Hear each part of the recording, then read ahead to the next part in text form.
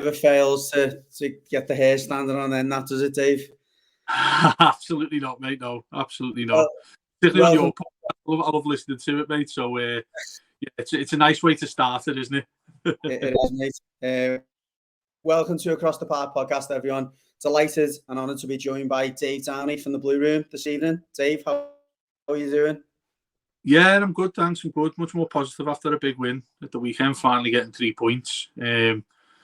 Feels like it's been a really strange start to the season. The fact that we haven't actually played that badly to still be sitting here, 6 games in, waiting for our first win. So now it's finally come, I feel a little bit more relaxed. Now we have the international break. It's nice to not be sitting here for 2 weeks waiting to think, oh my God, we still need to win a game. So yeah, pretty good, mate. Feeling pretty good and much more positive about Everton as well. Good stuff. Listen, just on a personal level before we start, David, how are you health-wise? I know you've not had a great year, I guess. How are you doing in yourself? Yeah, much better, mate. Much better. It's been a bizarre year, to say the least, really. I had a certain type of stroke back in September last year, so almost literally a year ago. And 2 seasons since then, not finding out what it was or what it was to do with or anything like that. But in the last few weeks, sort of had some really good really good advice from hospitals, doctors and whatnot. So long story short, without getting too deep into it, I'm feeling a lot better, doing a lot better, and on the way up again, mate. So yeah, feeling really good, thanks. Good stuff, mate. It's important we talk about that sometimes. You know, we massively so, mate. There's more important things than Everton sometimes, isn't there? So listen, made up that you're feeling a lot better, mate. And again, the Blues are on the up with you, hopefully. Yeah, absolutely. It's that's the thing you talk about, that. And I'm a massive advocate for mental health stuff. We've done podcast wise. You guys have done it as well and covered it and spoke to people about it.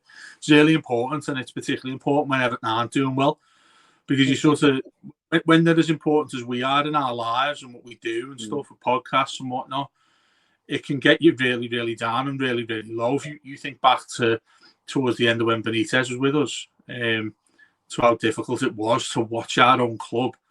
Add that into the fact that, you know, everyone's got the normal everyday life. Everyone's got their own difficulties in terms of family, work, all the regular stuff in life. It all mixes into the same pot. And when Everton aren't doing well, I always find it often, Gary, that like when Everton play, it's the one thing that releases you from whatever's going on in your life. So it's that thing, isn't it? You'll be working all week and then you'll go to the match of a weekend. If Everton don't win, it's like, when's this going to happen next? When's the next thing to look forward to? I'm one of them type of people, when I wake up in the morning, I'm like, right, what's the thing I've got to look forward to? What's the next thing that comes up? And thankfully, with us, it's often been, I'm going to the match. I've got Goodison at the weekend. But when we're in a situation like we were at points of last season, you just like, that feels like more of a chore in your life than it does feel about pleasure, doesn't it? 100%.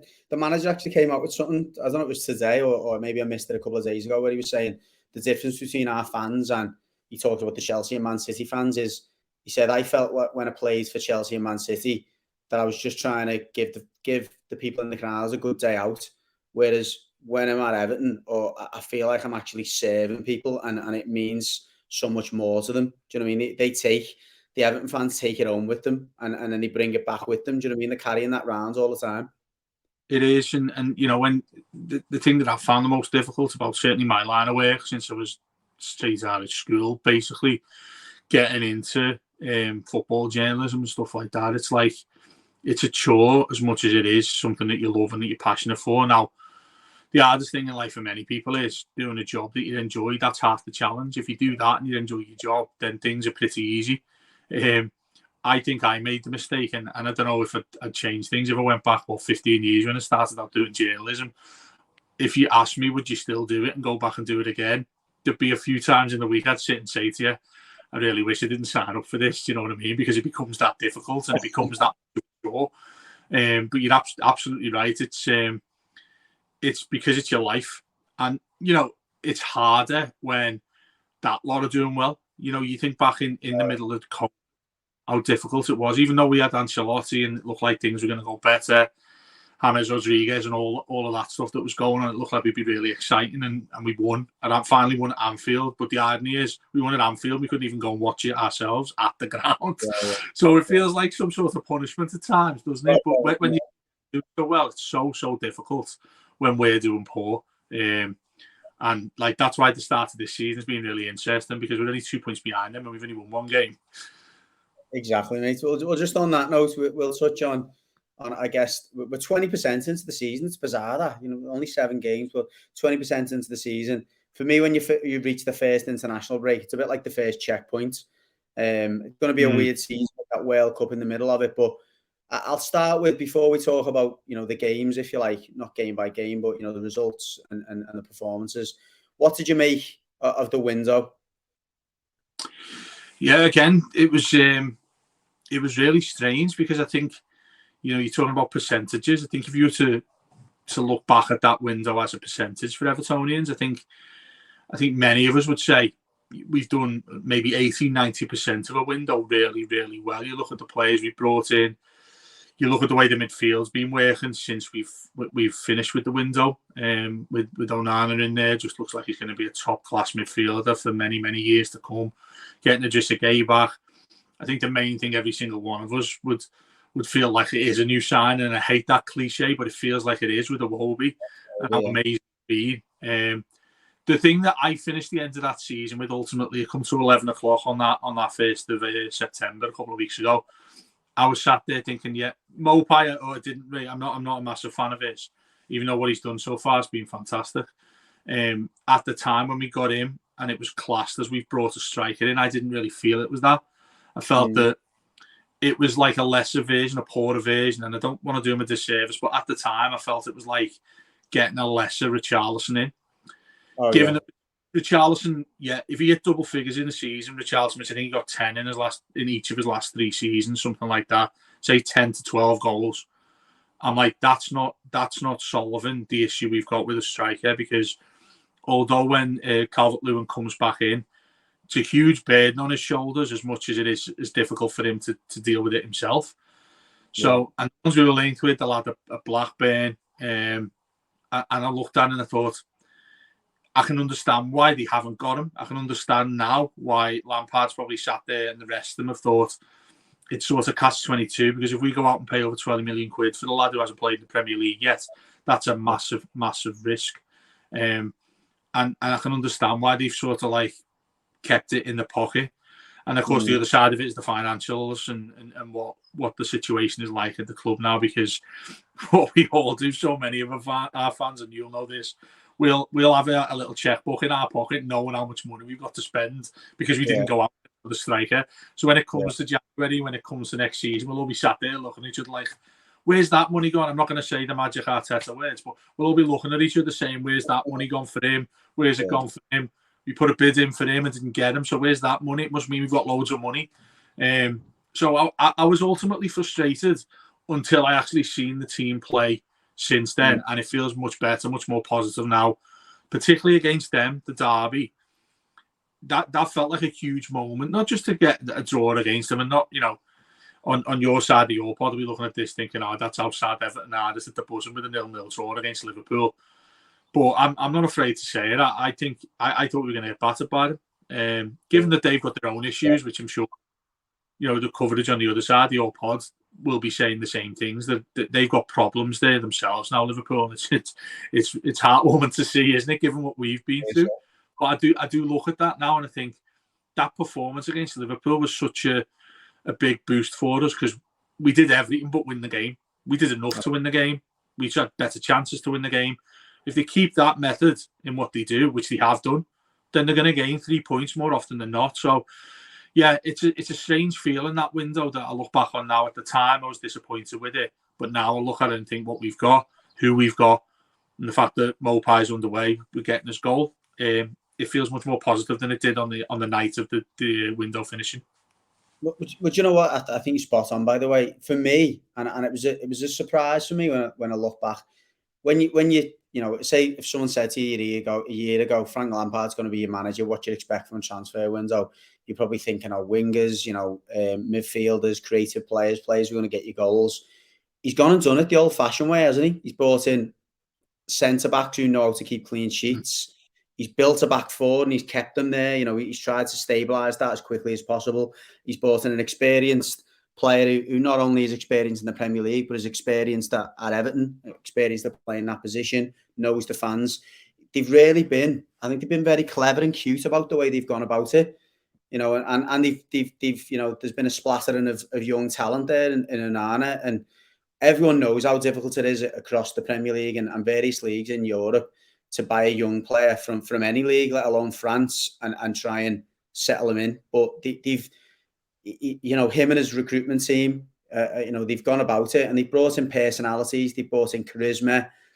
I think it's brilliant what they've done in a very difficult window, given, you know, all the reasons you just highlighted. Then losing Richarlison, not having a great deal of money to spend, having to spend it in a very short period of time. I think they deserve a lot of credit for that. They do. The way in which they've done it, it's interesting, isn't it? Because most football fans are fickle. I'm certainly fickle. I know that. You start thinking about the latest player you've signed more than the one that you signed first. And from what you've just said there, spot on about the central defence to have addressed that quite quickly. Getting in 2 centre-backs for free. Top-class centre-backs, by the way. And you mentioned before about the World Cup. I'm petrified that Cody go in the World Cup, by the way. The interesting thing with him as well was when we got him, obviously the Liverpool link, a few fans are going to take issue with that immediately. But the fact that I think the only reason Wolves have let him go is because they insist that he can only play with 3 centre-backs in a back 5. And that's absolutely not the case. Every game he's been immense playing as just a natural back 4. Then on the other side of it, you look at Patterson, again, someone else who feels like a new sign, so injured last season. Looks like he's going to be an absolute star for years. I love chatting to my mates about it and saying, like, I'm saying he's already better than Robertson, who they've got on the other side of the pitch. He just looks like he's going to be top class for a long, long time. To address that first, I think that's underrated. I think a lot of fans won't think of it as important as what it was, because when you think of the issues we've had with Keane, you know, he hasn't played well for a long, long time now. Fitness issues with Mina. Holgate, I think he's still hot and cold far too often in terms of the consistency you want in the centre half. It's a brave choice to bring in 2 brand new centre backs, have them as your starters, and getting them to work together when they've never played with each other before, apart from occasionally with England. So the centre backs being key to this. You mentioned there the spine of it as well with the midfielders. You know, how important Doucouré has been for us and Alan have been for us. If you'd have said to me, I don't know, 3-4 months ago, that those 2 wouldn't even be getting a game, I'd be petrified. But the fact that you look at it now and think, these 2, they're on the bench. You know, if everyone's fit, they don't get a look in. I think Doucouré, Alan's getting on a bit, I know age-wise. It doesn't look like Lampard's too much of a fan of it, so he might not be with us too long. But with Doucouré, how pivotal I used to think he was. I look at him now and I think he's not getting near the 11. And of course, we haven't mentioned the player who we were eventually going to spend 15 million on that we took from United. He hasn't even had a kick yet. So that's why things feel so much more positive. Yeah, absolutely. Well, look, we're 7 games into the season, 1 win, 4 draws, 2 defeats, which obviously come in the first 2 games and have then led to a 5-game unbeaten run. You touched on some of the players there. Before we, again, I guess, focus on the points we picked up and what the positives were, who's been your standout so far? It's hard, and it probably sounds quite cliche and boring now because that's how far he's came, but it's Iwobi. You know, it's really interesting. I was talking to a few people about this. And do you remember when we signed him and everybody's looking at each other saying, what are we doing spending 30 odd to 40 million for this lad from Arsenal who can't get a game? And then at the same time, if you remember at the start of that season when we had Marco Silva was still the manager, we went to Palace on the first day of the season, and it was the first day after the transfer window, and we were devastated that we didn't get Zaha from Palace. And I remember him watching them at the end of the game, standing in their ground, watching him, Silva go up to Zaha, and it was almost like, I'm so sorry, I'm gutted you're not with us. They were hugging each other, and I was thinking, why on earth have we got Alex Iwobi? This is just a joke of a signing, especially given that everything that goes with it, with the useless amounts of money we've spent. For him to turn that round is just phenomenal, what he's done. And especially in the face of adversity, because you know what we're like as fans, when we've got poor players or think nobody's going to make it, we'll absolutely speak our minds during matches, not just on this, on podcasts. When we're actually there, you can hear the grunt. No one's booing, of course. Well, some do, but, you know, if me and you were stood next to each other and you seen him give the ball away, we'd look at each other and you'd hear that Goodison groan of like, oh, get him off or make a sub or something like that. For that lad to turn things around, I think it's just been phenomenal. We spent the start of this show talking about the mentality side of things in terms of health and fitness. What he must have had to have gone and hit the low bottom with to have come through to what he is now, I think that's just incredible. In front of in the public eye, he for me is by far head and shoulders above anybody else, and that's not to do them a disservice, but in terms of our best so far, I just think he's been phenomenal. Every time he gets the ball, there's something he wants to do. Look at the link he got with Mopai to set him up and get the assist for the goal. I think he's setting the standard for others to follow too in that team. If I'd have said, even a year ago, if me and you had been talking like this, we'd be sat here with a few pints down to be talking about how good Alex Iwobi is. So, yeah, him for me, head and shoulders. But that's not to do, like I said, Patterson at the service, and he's been great. Onana. How healthy is it, though, Gary, that we're sitting here now being able to talk positively about so many of these lads? Do you know what? One game this season, it's mad. That's the big thing for me. And we know, again, you spoke at the start about the difference it makes your moves and whatever. I think it's just great going in and actually liking some of the players. Do you know, actually genuinely liking them, thinking, he seems like a kind of guy that I want to shake his hand and I want to give him a hug. It's been a while since I've actually genuinely liked any of our players. They've been mercenaries, or they've been substandard, or they've been, overpaid, and all the horrible words you think about footballers were almost summed up our squad. But now you're looking around, you're going, yeah, he looks funny. They look like they like each other. They're a group, aren't they? Yeah, they do look like they're enjoying it. And I know the social side of it, it's really interesting, because you'll get probably older fans who look at it when they're dancing on a video and all that, like the one that's sort of gone viral from Onana and Iwobi dancing around and Mina's in the background and all that. All the younger fans are going to love that, all the social stuff. Is when we lose and they're still doing that. That's when people start to properly, their head falls off about it and stuff. Yeah. But you're so right when you look at them now. And it's not just something done so fans just don't, think that anything bad's going on. It's just done for the sake of it. These lads, Lampard, if you look at the talk they all had when we finally beat Palace to stay up, that video the club did when he's talking to them all in the dressing room, that's real. It's something that you can look at and enjoy and be proud of. When's the last time we were a club that you're proud of? And I say that in a certain way because I'm certainly not afraid to tell anybody. I'm never told you. When anybody, certainly when I work in the BBC, there's very few Scousers work there, and they'll always say, "Oh, you must be a Liverpool fan." I'm not afraid to say no. I'm an Evertonian. But the funny thing is, when you say you're an Evertonian, it's like, I'm sorry about that, mate. Do you know what I mean? But now, even though we're still look, like you said, not even 20% through a season, but I'm still able to say it with relative, with my shoulders up. I'm able to say it with, and someone come up to me and say, "Oh, that Onana looks top class for you in the midfield," or if they don't watch as much, Everton are doing well. It's nice and refreshing to be able to talk about it. For a long, long time, we haven't been able to, and it looks like, touch wood, because things are never certain for us, are they?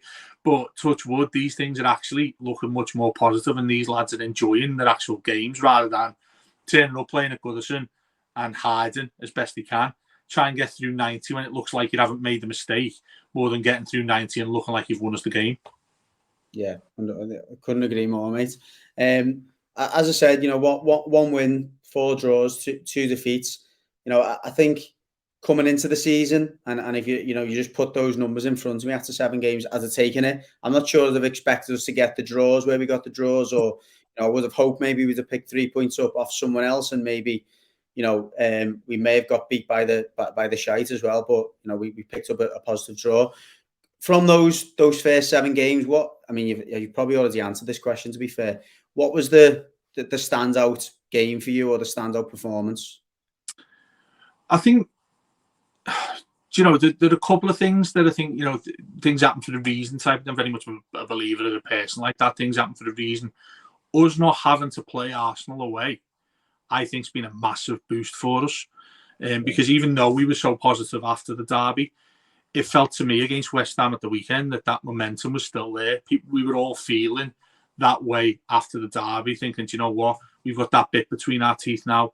We've performed. Everton have got a blueprint to go forward with now, having played that derby. That could have been completely thrown straight down the toilet away at Arsenal, because we have a dreadful record traditionally against Arsenal. We won there the other year with COVID when Richarlison had them scored their own goal. But apart from that, mate, we've got a dreadful record at Arsenal. At the Emirates, at Highbury, we've been awful against them away. I dreaded that after the derby, even though I was so positive from the way we performed. So that's the one, and like you say, I think it's the obvious one of them all that stuck out for me. But I also felt, and this might sound a little strange to certain fans, and maybe not many would say the same thing, that one away at Villa, sorry, away at Leeds, not Villa. Villa was terrible. The one away at Leeds, to me, it brought a few different things to my mind that looked like Everton were finally starting to get their act together. And by that, Leeds is traditionally a place we've got a horrendous record away at as well. I think we only won there when Rooney scored. That was the first time we won there in donkey's years. 20 years ago, wasn't it? I looked at that game, the way we played. We went 1-0 up, and we should have been given the second with Downie Gray, the VAR nonsense. That to me was a proper, putting your chests into the air and saying to these, look, we're Everton, we're trying to win this game. We haven't just come here to not lose. Patterson, I mentioned this before, when I was talking to a friend. Patterson had this chance, I don't know if you remember it, where he gets right up to the edge, 6-yard box, and I was on my toes screaming, just slide it in. All he needed to do was hit it across the goalkeeper, and he couldn't have stopped it. And he did that thing that I think many inexperienced players, or maybe younger players, do. Just hit the target, put your foot through it. Everyone's been to footy and done that, especially if you're a defender, you don't get many chances. It's, I don't want to make a show of myself and try and slide it in. But he's tried to hit it as hard as he could, and unfortunately hit it straight to the keeper. And I was screaming at the kid because he had such a good game. I was screaming at him, you've just cost us 3 points there. But he's more than made up for them since, so it's not a problem. But yeah, I think a long way of answering your question there, long-winded way. But I think that leads one to take it away from the obvious derby performance. Yeah, no, I think the Leeds one gave me a lot of encouragement, to be honest. It was obviously before the derby, and for me, it's the way that Leeds play as well. They're a difficult side with the high energy and the tempo, and that's particularly in recent season has been the absolute kryptonite to our teams, because we've had none of that, no energy, no real bite, and Leeds always give that to you. But and we got a decent result. We've had some decent performances there, but we've always looked massively off the pace, and we just away from home, Daddy. It's away from home that has always been a problem for me. I've always felt this, not just in Everton terms, but in general, why teams find it so hard to win away. And when teams come to Goodison, it's the opposite, obviously. You fancy us all the time at Goodison, regardless of who it's against. But then I think the opposite, when we go away, I'm thinking, why can't they just take a bit of that into how they perform away? Why do we look so shocking when we go away from home? And our away record, under Moyes in particular, looks shocking. So bad at times. But we'd have to win 14, 15 at home, and then we get into the Europa League or whatever traditionally. So when Martinez came in, we started winning away from home, and I was thinking, this is the Everton I want to see. I want to see us go away. And when you travel for the club, you go to so many aways, you're like, how hard it is to sort of get yourself up for it again, because inevitably we don't win away. It's starting to look like there's little things, there's little traits of that with Lampard. Leicester away, crucial. Going to Leeds. If that keeps on happening and we're getting points and the odd victories here and there, that's when you're not worrying about ridiculous relegation battles, because Everton shouldn't have been anywhere near the bottom three, nowhere near. But given what they did with Benitez, given what Mashiri's been doing with transfers, I think we've taken a huge, and I don't want to jinx it, but I do think we've taken a huge step from sacking Benitez and getting somebody who knows what they're doing in the transfer window, because now it looks like there's a lot of sense there. If we're able to do that more often, then, you know, Bramley Moore's on the horizon as well. There's a lot of optimism looking at Everton, and I tell you what, I get slated all the time for being so miserable about Everton Football Club, and even I'm excited, so something must be going right. Well, last one, Dave, and it's a short one, and for both our sakes, I don't want you to labour on this too much because it could come back and bite us. Does the start, or has the start altered your expectations for this season? I want to make it a two-part question. First part is expectations. Second part is you know, realistically, what would represent a good season from this you know, from here on in? Yeah, I think yes, it's altered, definitely altered, because it's shown me signs of things that I didn't know we had. The camaraderie amongst the players is a big one that you mentioned there. I think that's absolutely crucial to all of this. Having a squad, not just an 11 with a few lads on the bench, I think that has made me feel a lot more optimistic. I initially thought we'd be on the verge of another relegation fight before the start of the season, given how long it took us to get the transfers sorted. But like I said to you before, getting the two centre-backs in really early has been, I think, right at the heart of that. How well we've done since then and how better we've looked. Look, we're still talking about a team here. We're still talking really positively about the team here that's only won one of the first 11 games. Let's keep that in our minds. We should have won more. We will win more. But the style of what we've done, the way the manager talks, everything looks like it's coming together to me. So I initially thought maybe 15th, 16th, which is really, really pessimistic and looks quite silly now, which is nice. If we finished mid-table, I'd absolutely take it. And the second party question, I think that's where we will finish. I think we'll finish in something like top half be great, maybe 8th to 12th. If we took 8th place, possibly a European place. Though I tell you what, I'm not so sure, Gary. I don't know what you think about this, but if we got into Europe or that level of Europe with the Europa Conference, I honestly couldn't. I wouldn't want that to happen to us, because I think I could. The only way I'd take it, I mean, not the conference, but I'd take the Europa League if it was the result of winning a cup. Do you know what I mean? That's the age-old thing. Is more important, isn't it? Like I'd sooner 12th and an FA Cup or even a League Cup, and then have another season to then go again. Because if you get that winning mentality into the players, whether it's via the League Cup or any other means, then I think that means more than maybe finishing a 7th and getting a European campaign, which is probably going to derail your league. Yeah, it's a question it's an age-old question. It's been asked so often. Would you rather Everton finish 4th or win a trophy? Mate, I would rather have us win, I don't know, bar chocolate than finish 4th. I want to be an Evertonian with us lifting a trophy. That happened when I was 8 years old, when we won in '95, and we get ripped about it all the time. Us winning a trophy, regardless of what it is, mate, you might not see me again. Do you know what I mean? Because we'd all be celebrating it that much. I'd take finishing 17th on goal difference, mate, if it meant we'd won something, absolutely. And the thing that does your head in a lot, it does my head in a lot when we put out a lesser side, not our best 11 in a League Cup, not our best 11 in an FA Cup. It's pretty obvious we should be doing that, because that's what we've all wanted as fans for so long. Absolutely. No, listen, David, I really appreciate your time, and we wanted to get the likes of yourself on this week just to mix it up during International Week, because like I'm sure, like yourself, I'm not particularly looking forward to the England fixtures. I just want Conor Cody back home in his socks, waiting for the next game. Just want to mention, obviously, as we said at the start, your podcast. You know, obviously, you've been long established now. It sits alongside your journalism. It's the Blue Room for everyone. Check them out on Twitter. Massive following on Twitter. You know, loads of content going out. The Patreon is well worth the money. I mean, £4 a month, is it? Fantastic. £4.50 a month. Fantastic value. The thing is, it's like we mentioned at the start about Everton and our lives and what it does become.